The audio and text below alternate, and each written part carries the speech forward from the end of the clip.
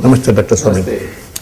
Now, what is going on in Delhi now with the 4 or 5 chief ministers and taking on Chidambaram? Yes, well, there was a ill-advised legislation being proposed, and this is not the way to do it. See, these chief ministers are not Congress party appointees. They are people who have been independently elected in their own strength, and therefore to suggest a measure which would devalue the state police in conducting investigations and then to have to be supervised by a central police, it's derogatory for the federalism of the country, and therefore they have protested. Home Minister trying to have a DGP conference bypassing chief ministers. Well, these are all indications that we can, this will not work. It's actually immaturity of Chidambaram. He's unsuited for this post of Home Minister. And what happened to him in 2G Spectrum case? Is it a reprieve for him? Well, I mean, these things happen in our country where one court says no and then another court says yes. When I had gone to the Delhi High Court for cancellation of licenses, that time the Delhi High Court had rejected that, and then we went to Supreme Court, and the Supreme Court has accepted it. Usually what happens is sometimes we are all human beings, judges also human beings, they make mistakes in law. In the case of Justice Saini, he has agreed with everything I have said, that the decision making was jointly done by Chidambaram and Raja, etc. But then he says that I have not shown any criminal intention of Chidambaram.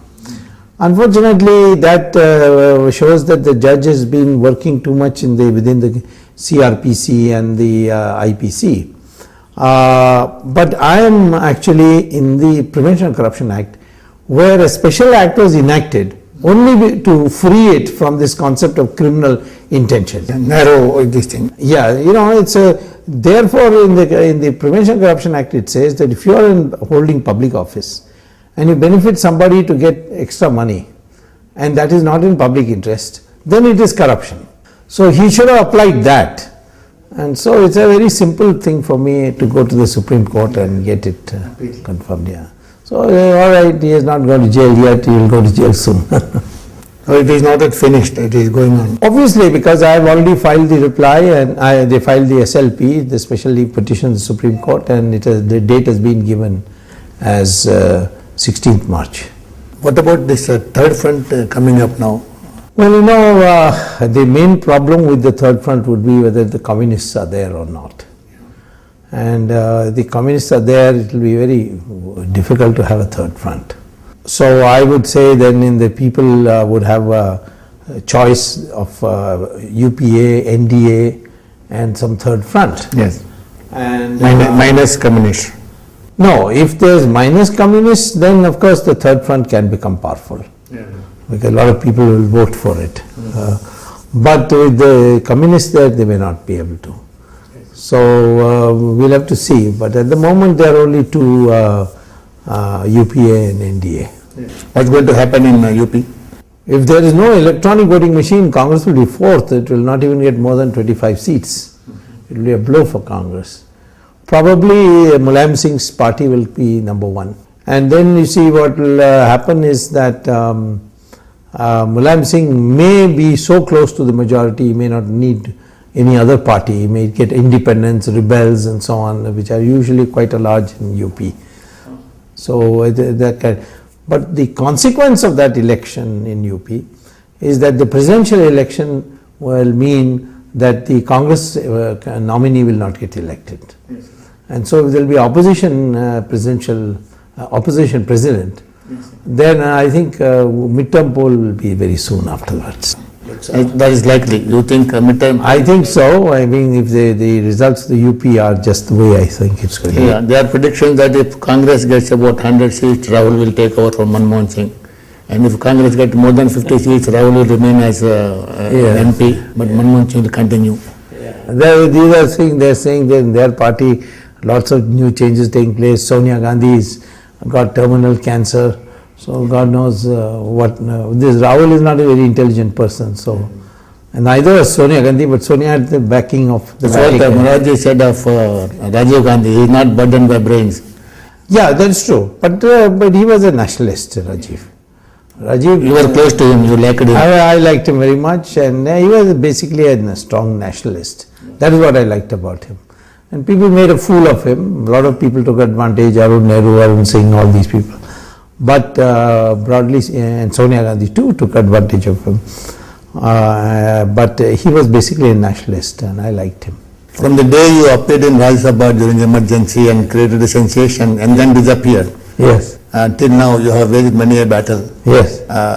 When you look back, what do you think of yourself and your position in history? Well, first of all, there are many things which I think probably will be written about in history, because now the magazines have started writing about it. So that's why I feel. One is, when I came to politics, I said India needs 3 or 4 things to be done. Number one, it must give up socialism. And that time everybody was shocked when I said it. That is not, country is not, we must have market economy. Ultimately, as a minister, I got it done. Okay. Then I said that we must have a good, strong relations with Israel, which was again that time blasphemous, because Muslim population, this, that, and all that. And that also, as a minister, I got it done. The third thing was that we must improve relations with China, and we should not be so dependent on the Soviet Union. So that I got done when Moraji became Prime Minister. I got Kailash Mansaro opened and so on. Fourth thing, which is now incomplete, is I felt that India can become a united country if we have a renaissance in Hinduism. And I would like people to think more of themselves more as Hindu than Brahmin, Kshatriya and so on, North Indian, South Indian, that sort of thing. That I am left. So this one thing is that if I achieve that also in the coming decade, then I think I would have done whatever I wanted to do. But the country today remembers me for my struggle against the emergency, because I showed great courage at that time when everybody was getting scared. They think of me having opened Kailash Mansarovar, saved Ram Setu in the Supreme Court, and now fighting corruption.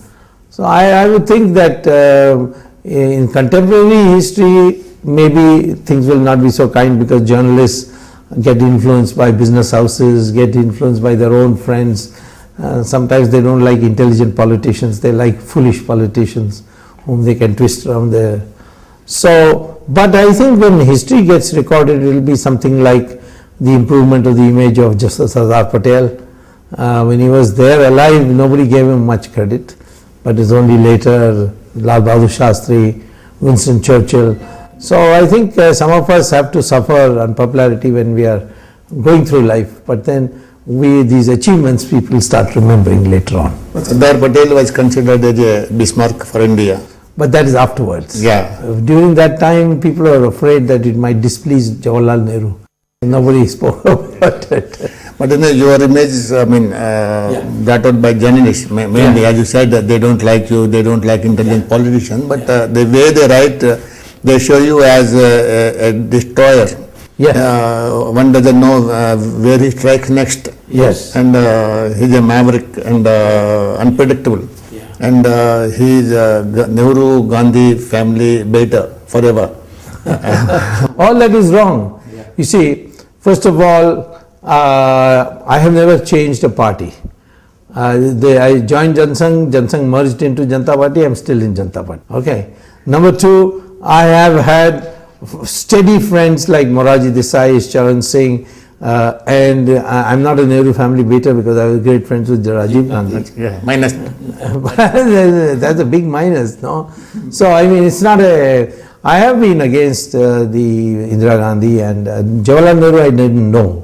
But as a historian, I think he was a bad prime minister. But Indira Gandhi opposed her because she was socialist, the Soviet Union, and then the emergency. So I had a reason to oppose her. And Sonia Gandhi, naturally, she is, done a lot of harm to our country. So I don't think these are all easy things people say, because they don't come. What else can they say? They can't say I'm not educated. They can't say I'm corrupt. Or if you can't say anything, then you say you don't know where you'll strike and all. I know where I will strike. Everybody knows where I'll strike. If you're corrupt, I'll strike you. Otherwise, I won't strike you. There's nobody I have, wherever I've had disagreements with Chandrasekhar.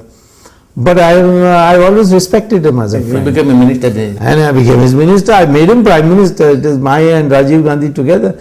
We decide. So, these loose comments get made, but I don't think the public in general accepts them.